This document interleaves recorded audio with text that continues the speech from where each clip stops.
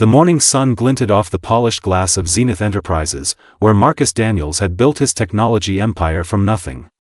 At 42, Marcus stood as one of the most respected CEOs in Atlanta, known for his brilliant innovations and philanthropic work in underserved communities.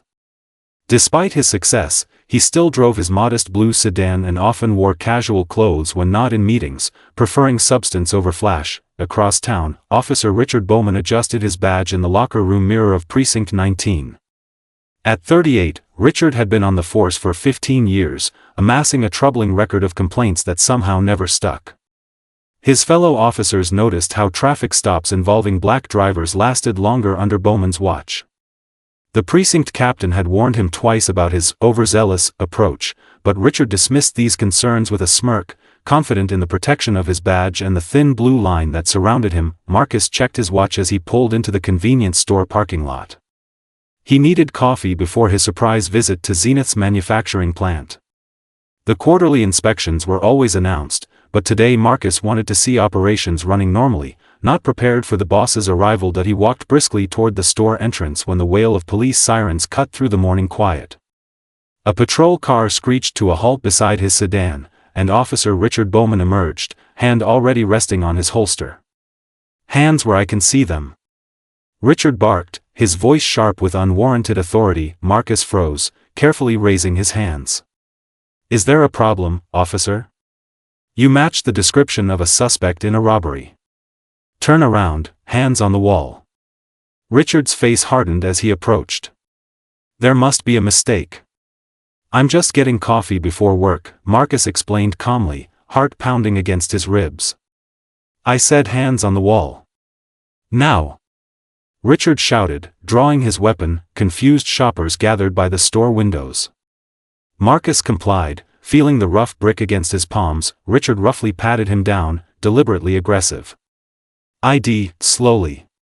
As Marcus reached for his wallet, Richard slammed him against the wall. "I said slowly. I'm just getting my ID like you asked," Marcus replied, struggling to maintain composure. Richard snatched the wallet, glancing at the license. Ignoring the prestigious business card visible in the fold, he twisted Marcus's arms behind his back. "You're coming with me," Richard growled, cuffing Marcus so tightly the metal bit into his wrists. "On what charge?" Marcus demanded, wincing in pain. "Resisting arrest. Suspicious behavior." Richard smirked, shoving Marcus toward the patrol car while onlookers recorded the incident on their phones. The precinct buzzed with activity as Richard pushed Marcus through the double doors. Officers glanced up momentarily before returning to their work, another black man in handcuffs barely registering as noteworthy. The fluorescent lights cast harsh shadows across Marcus's face as he maintained his dignity despite the circumstances.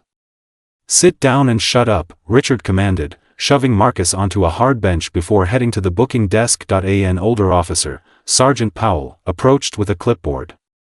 "Name?" he asked mechanically. "Marcus Daniels. I'm the CEO of Zenith Enterprises." "There's been a serious mistake," Marcus stated firmly. Powell paused, his pen hovering over the form. "Zenith? The tech company?" "Yes. Officer Bowman detained me without cause outside a convenience store. I've been given no specific charges." Richard returned, overhearing the conversation. He matched a suspect description. "And he was uncooperative." "That's completely false," Marcus countered, his voice steady despite his rising anger. "I complied with every instruction. There were witnesses. Many recorded the incident." Powell glanced uneasily between them. "What suspect description, Bowman?" Richard hesitated. "Armed robbery suspect. Black male, 40s. That's it? That's your description?" Powell asked incredulously. Marcus leaned forward. "I'd like to make a phone call. And I want these cuffs removed. They're unnecessarily tight." Powell nodded slowly, beginning to realize the gravity of the situation unfolding before him. Powell removed the handcuffs, noticing the angry red marks they'd left on Marcus's wrists. Richard stood nearby, arms crossed defensively as Marcus made his call. "Tanya, it's Marcus. I'm at Precinct 19. Yes, I've been arrested. No charges. Contact legal immediately. The station fell quiet as several officers looked up. A young rookie approached Powell, whispering urgently while showing him something on his phone. Powell's face drained of color. Officer Bowman, a word. Now. In the corner, Powell thrust his phone toward Richard. Do you know who you just arrested? That's Marcus Daniels. He's not just any CEO. Zenith Enterprises is implementing our entire department's new body cam and database system next month. The contract he personally approved last quarter. Richard's smug expression crumbled. That's impossible. His face was on the departmental memo. The one you clearly didn't read, Powell hissed. And here's the kicker, he's scheduled to tour our precinct tomorrow to finalize installation details. The internal affairs investigation moved with unprecedented speed. Within hours, footage from the convenience store cameras and bystander phones had been compiled, revealing Richard's baseless targeting of Marcus. Captain Harris called an emergency meeting with the police commissioner, the department's legal team, and Marcus himself. Mr. Daniels, on behalf of the entire department, I extend our deepest apologies, Commissioner Blake stated, visibly uncomfortable. Officer Bowman has been placed on immediate administrative leave pending termination. Richard sat stone-faced in the corridor outside, badge and gun already surrendered.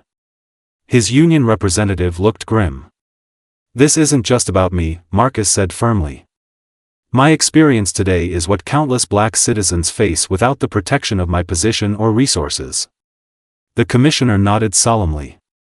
We're implementing a complete review of all Officer Bowman's arrests and traffic stops for the past 5 years. 3 complaints were previously filed against him. They're being re-investigated.